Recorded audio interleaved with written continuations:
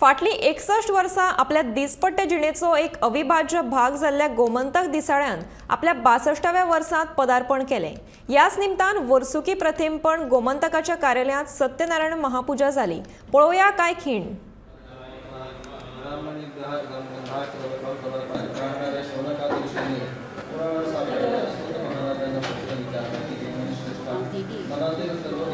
थेट वैकुंठ गेले। तेथे आपल्या 4 हातात शंख चक्र गदा व पद्म धारण केलेल्या भगवान नारायणाची स्तुती करताना ते म्हणाले की जो अनंत आहे